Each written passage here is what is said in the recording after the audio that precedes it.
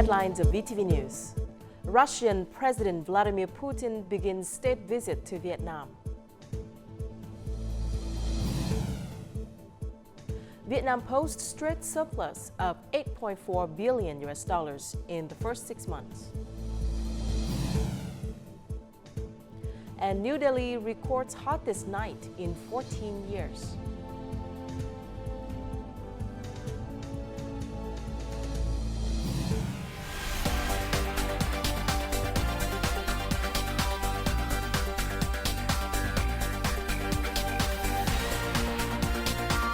Broadcasting from Hanoi, the capital of Vietnam.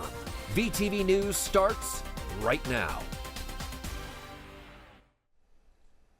Hello and welcome to VTV News. You are with me, Lina Phap, and here's the top news of the hour.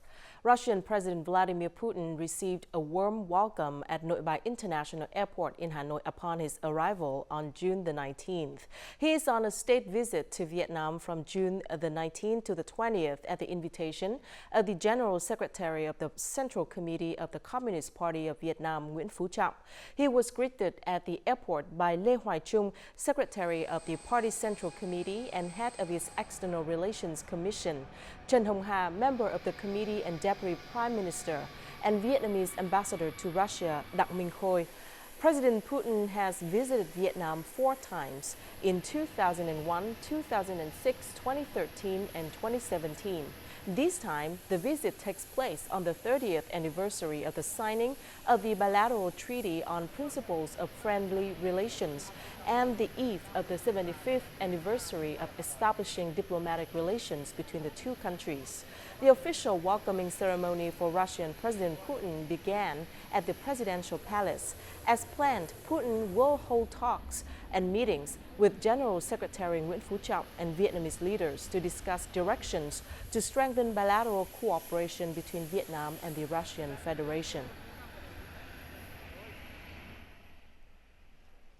The 15th National Assembly has discussed the Hanoi capital planning for 2021 to 2030 with a vision to 2045 and a project to amend Hanoi's master plan until 2045 with a vision to 2065 on Thursday as part of the legislature's ongoing 7th session. More in the following. Having affirmed the importance of 2 projects, National Assembly deputies suggested reviewing the results of past planning to gain a clearer view of the future. It is necessary to point out factors that affected the development of the Hanoi capital region over the years. I propose looking deeper into the results of socio-economic development, land use, and urban and rural system development. We must see if these factors match the targets set in the Prime Minister's approval of the capital city's socio-economic development master plan. Deputies also propose solutions to current urban problems, aiming to build a more civilized and modern capital city. Regarding city planning, we need to pay attention to having wide roads and escape routes in case of fire or explosion. The planning should reduce and eliminate tube houses in Hanoi, which must be discussed with the public. Hospitals, especially specialized ones, should be planned. The larger, the better. We must invest in wastewater collection system that is separated from the one for rainwater. We must build local and centralized wastewater treatment plants for the city. At the same time, I see that we must immediately deploy the construction of 2 spillways on the Red River and Duong River. These 2 spillways can regulate water using sources from the 2 rivers. Deputies also propose carefully reviewing the projects to avoid conflicts with other regulation and plans, especially with the urban planning and rural planning law projects, which is also being considered by the National Assembly. According to the Ministry of Industry and Trade, export turnover in the past 6 months is estimated at nearly $189 billion, up 13.8% over the same period last year. The main exporters are the processing and manufacturing industries, with many product groups growing rapidly. Industrial production in the first half of this year continued to flourish, with the Industrial Production Index estimated to increase by more than 7% over the same period last year. Agricultural products also remained a bright spot in the export growth stakes, increasing by nearly 19% over the same period. Vietnam's export markets, notably the US, China, and South Korea, have recovered. The government has proposed that the National Assembly extend the 2% value-added tax reduction on several goods and services, currently subject to a 10% tax rate. The National Assembly has extended this policy 3 times in the last 2 years, motivating consumers to increase spending while maintaining the economic recovery trend. This enterprise has an annual revenue of over $2.3 billion. The 2% reduction in value-added tax rate decreases the price of many input goods and services, resulting in lower retail prices. Last year, the company enjoyed a tax reduction of over $392,000. The company enjoyed a reduced VAT rate worth $333,000 in the first 6 months. We used this reduction to reach new markets. The reduction has helped us save production and business costs and brought great benefits. This is a life-saving for businesses. The policy helped us reduce input costs, increasing capacity and competitiveness during difficult times. The business community recently backed a 2% reduced value-added tax as the most practical and effective support. This would help them increase retail revenue and stimulate production and business activities. Tax reduction cuts product and service prices, reduces inflationary pressure, and stabilizes the macroeconomic situation. The policy of reducing 2% VAT supports businesses in reconnecting to the market, promoting production and business, securing jobs for workers, and stimulating consumption. This policy comes immediately to businesses without going through the enforcement apparatus and without delay, so its effect is huge. This is a very successful policy, and if we continue it in the last 6 months of this year, it will bring many economic benefits. The proposal to extend the 2% VAT reduction until the end of this year coincides with the government's recent issuance of Decree 64, which extends the deadline for paying value-added, corporate income and revenue taxes. This will inform a practical fiscal policy support group, which helps the business community overcome difficulties and maintain growth momentum. Exporting fruits to China offers many opportunities. Every day, the Hanoi International Border Gate clears over 1,200 vehicles, a quarter of which carry agricultural products and fresh fruit for export. Since the beginning of the year, the total import-export turnover through the border gates has reached nearly $27 billion, an increase of more than 30% over the same period last year. This is largely due to the management of vehicles carrying import and export goods, as well as the implementation of regulations and bilateral agreements between Vietnam and China. Vietnamese lychees have recorded immense success in the French market this season. Over 10 tons of Vietnamese lychees have been transported to France by air, reaching consumers who only knew taste of lychees from North Africa and the French islands. Now, Vietnamese lychees are being sold at the largest wholesale market in Europe, opening up greater opportunities for this fruit to gain a footing. This is the 4th batch of lychees sold at wholesale markets, signaling that they are no longer limited to small Asian supermarkets with a smaller customer base. Although the price of Vietnamese lychees is still high, the flavor caught the attention of wholesalers. Though the price is high, these are good quality lychees. Consumers will surely enjoy it since they want a bit of warm sunshine in their dish. Many Rungis market wholesalers have included Vietnamese lychees in their stock lists. This proves the quality of Vietnamese lychees. With Rungis being a large wholesale market that supplies food to countries other than France, Vietnamese lychees can reach a bigger market. Once you enter the market, demand will increase exponentially. Consumers will gradually become familiar with products and buy more. This result is in no small part thanks to the Vietnamese Trade Office in France and Vietnamese enterprises in the area after years of bringing lychees to the market. This is possible because of our courage to knock on every door a possibility in our efforts to maintain the quality of the fruit. After we gain the customers' trust, the French market will have more reasons to choose our fruit as a regular product. After passion fruit and dragon fruit, lychees have become the next Vietnamese fruit to reach French and European customers. The market for halal products consumed by nearly 2 billion people globally represents a substantial business opportunity for potential sellers. However, Vietnam currently holds a modest share in supplying this sizable market. Recently, the Vietnam Halal Certification Authority was established to assist Vietnamese businesses in exporting halal certified products. This initiative aims to facilitate Vietnam's entry into the lucrative Muslim market, promoting two-way trade and investment in a comprehensive and effective manner. In order for goods to enter the markets of Muslim countries, it is mandatory that the goods must have halal certifications labeled on the products.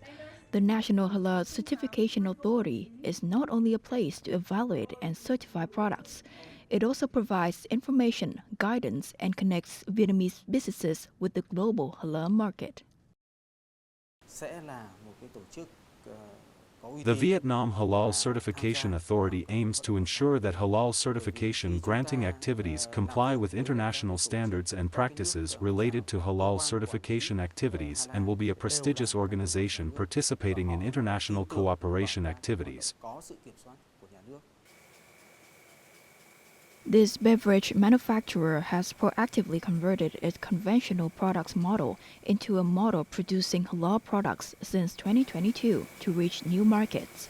However, the business has encountered many difficulties when it must re-evaluate products' quality every year at high cost. Thanks to the National Halal Certification Authority's direct support, the enterprise has shortened trading time and its products have accessed the market more easily. The Vietnam Halal Certification Authority demonstrates the state's commitment to supporting businesses seeking direct connections with halal certified producers or exporters. This facilitates the production and export of halal products to foreign markets, meeting the demands of businesses abroad interested in importing such goods. Ali Asayed, an import-export business owner in Kuwait with 15 years of experience in Vietnam, seeks help from the authority to access reliable market information and establish valuable business networks.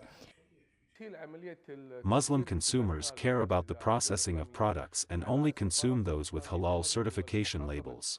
The authority assists businesses in adhering to these standards, gaining deeper insights into international markets, and reducing costs of administrative procedures.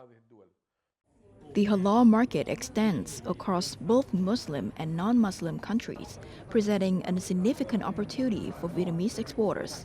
Ensuring adherence to production standards is crucial for Vietnamese goods to secure a presence on shelves in Muslim countries. And before we move to the next part of VTV News, let's check out the foreign exchange rate.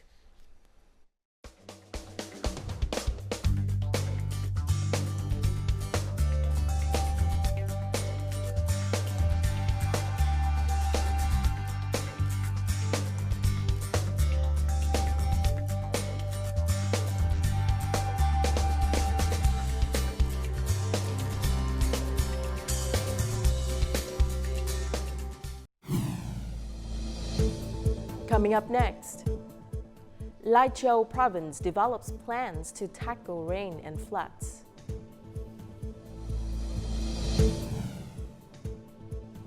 And Vietnam and Australia enhance tourism cooperation.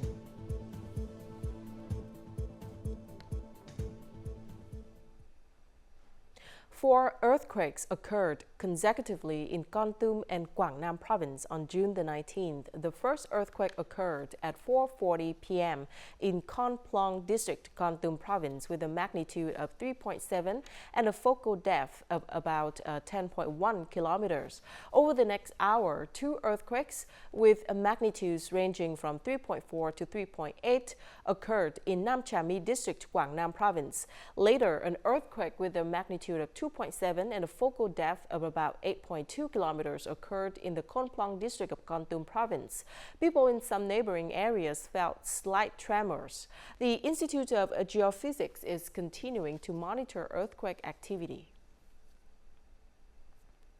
Although the peak rainy season just started, heavy rains that lasted many days have occurred in Lai Châu Province, accompanied by storms and whirlwinds. This has resulted in severe property damage and even some injuries. Currently, the province is directing localities to strengthen response measures to minimize injuries to people and property damage caused by the floods. This enterprise has suffered hefty damage due to hail and whirlwinds. Nearly 10,000 rubber trees have been damaged beyond repair, and 28 workers' huts have been severely damaged. The company's immediate priority is to focus on latex exploitation, prune trees, and fix workers' houses and shacks. We have mobilized machineries and workers to execute a disaster prevention plan. So far, it has been implemented without a hitch and is completed. Learning from previous year, we have educated farmers raising cold water fish on protecting their lives and properties. We have also organized meetings to warn villagers not to collect driftwood during flood season. Lai Chou's many rivers and streams are often heavily affected by natural disasters and floods. The province has directed localities to strengthen measures to prevent natural disasters and improve search and rescue efforts, including developing scenario-specific plans to tackle natural disasters. Localities need to focus on studying residential areas at high risk of landslides and flash floods and develop evacuation plans. In addition to the proactiveness of authorities, each citizen needs to stay vigilant and implement measures to minimize damage caused by natural disasters and floods. Local people in many mountainous communes in Mường Tè District, Lai Châu Province used to collect spring water to take home. They normally face water shortages during the dry season and pollution risks during the rainy season. But that is now a thing of the past, thanks to freshwater projects supported by the local authorities and the state and national target programs, which have improved living standards. Shared water tanks of 5 to 20 square meters in Bắc Bạ village of Vang Sang Commune draw water from upstream. The tanks are in the residential area, so locals like Mon do not have to go far to fetch their daily water supplies. In the past, our children had to bathe in the stream up there. Now that we have clean water, we are very excited. Bum Nua's commune's 240 square meter tank has a filtration capacity of 5,000 square meters per day, enough clean water for more than 300 local households.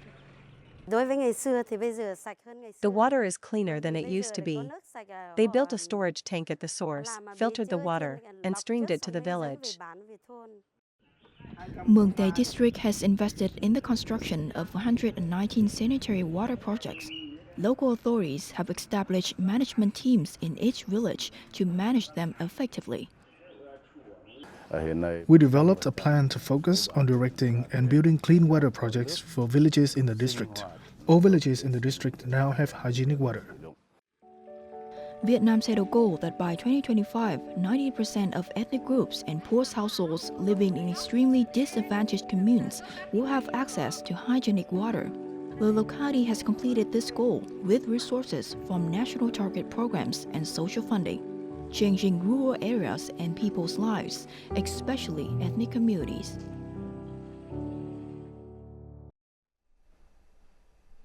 A charity concert to raise funds for orphans in Vietnam was held in Paris. This is the first music night organized by the Association of Talented Individuals for Vietnamese Orphans charity organization dedicated to helping Vietnamese orphans. The founder is Susan Chen, an orphan who has lived in France from the age of 9. Our next story is a glimpse into this inspirational journey. The Chamber Music Night in Paris marks the first event hosted by the Association of Talented Individuals for Vietnamese Orphans. The show aims to appeal to a French audience. The reason for today's concert is because I myself am an orphan. I lost my parents at the age of 6 and began living in a French orphanage when I was 9. I experienced hardship and a lack of maternal love. I didn't have a father or mother to kiss me goodnight. In 2018, I returned to Vietnam and met orphans here. I felt deeply sorry for them. In the following years, Susan returned to Vietnam more often. Every time she came back to Vietnam, she spent time visiting orphanages. Then she returned to France to establish a charity to assist the children with the help of her Vietnamese and French friends. I learned about today's event through Susan Tran, who had the idea to establish an association to aid orphans in Vietnam. Susan had visited Vietnam and gave gifts to the children there. I offered to help Susan with organizing a classical music program here in France. The funds raised from the concert in Paris will be transferred to an orphanage in Vietnam by mid-August this year. The decision on whether to send money or materials will be made after consulting with local authorities in Vietnam. I visited many orphans in Vietnam. I went back and forth between the Bến Thành People's Committee and the Phú Quốc People's Committee to provide the poor with rice, seasoning, and so on. Still, my biggest dream is to raise orphans and establish an orphanage. While the amount of money raised may not have been substantial, the most important thing is that the first step towards realizing her dream has been fulfilled. The Vietnam-Australia Tourism Conference took place from June the 17th to the 21st in Melbourne, Australia to promote visitor exchange and enhance tourism cooperation. This is an effort by the Ministry of Culture, Sports and Tourism and the Vietnam National Administration of Tourism to concretize the commitment of the two countries in a joint statement on upgrading relations to a comprehensive strategic partnership with the expectation of opening up new opportunities, promoting strong exchanges and cooperation in many fields, including tourism. Both countries' tourism agencies exchanged information on the state of tourism, national tourism development strategies, outstanding tourism products and policies to attract and exchange visitors. Last year, Australia was one of the top 10 markets for Vietnam's tourism industry. On the other hand, there were more than 166,000 visitors from Vietnam to Australia last year.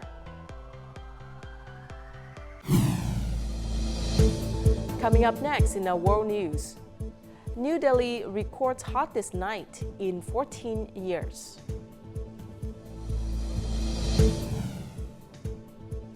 And Japan seniors blaze a breakdancing trail inspired by Olympic debut.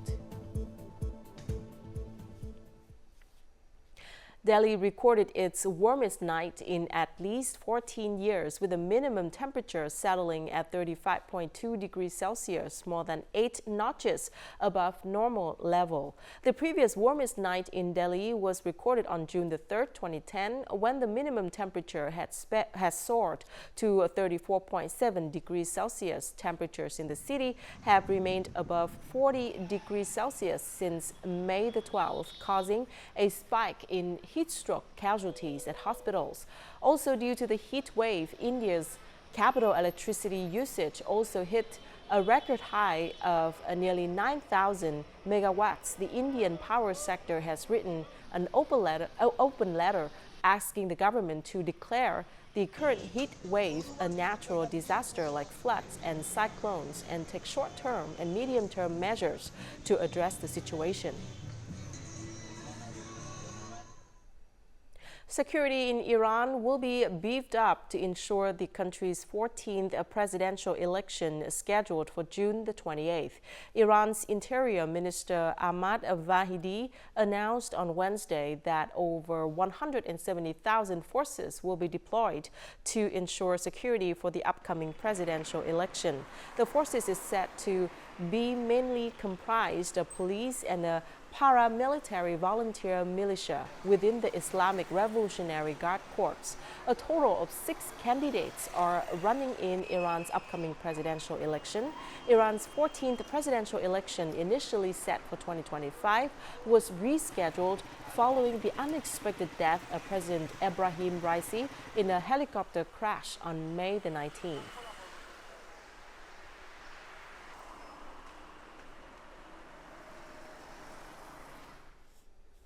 Breakdancing will debut as an official Olympic sport at the Paris 2024 Games, and it has already changed the lives of many senior citizens in Japan. Inspired by the debut, Japan's only senior citizen breakdancing club was established.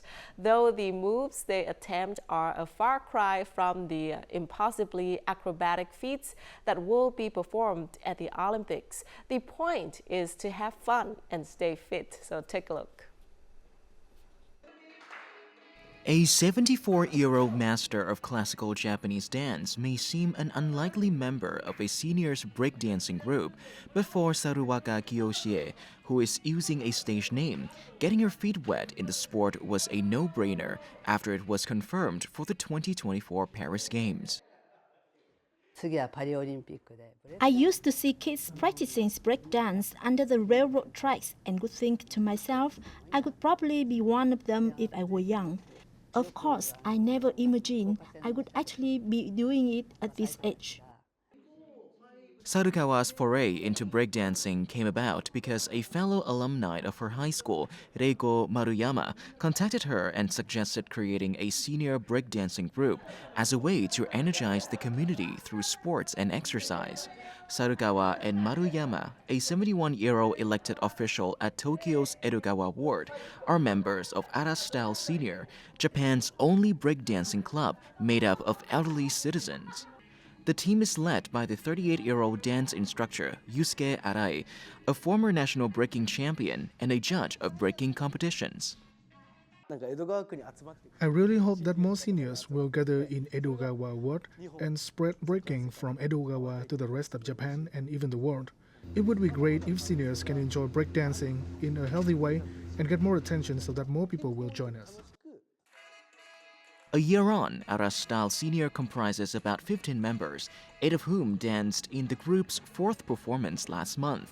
The moves of the senior group, naturally, are not as acrobatic and gravity-defying as the feats that would be expected at the Olympics, but the important thing is for them to have fun and stay fit.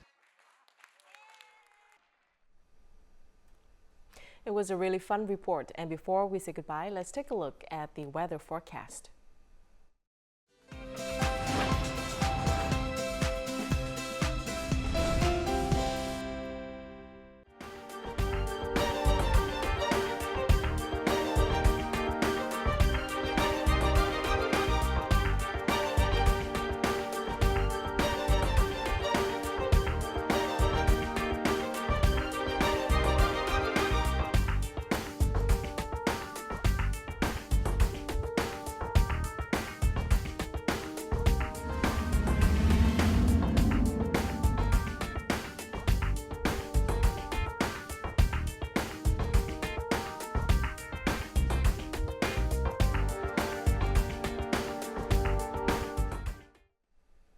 And that's it for this edition of VTV News. Thank you very much for watching. To rewatch our program, you can download VTVgo from App Store or Google Play, or tune in our YouTube channel at youtube.com/VTV4Go. Goodbye for now.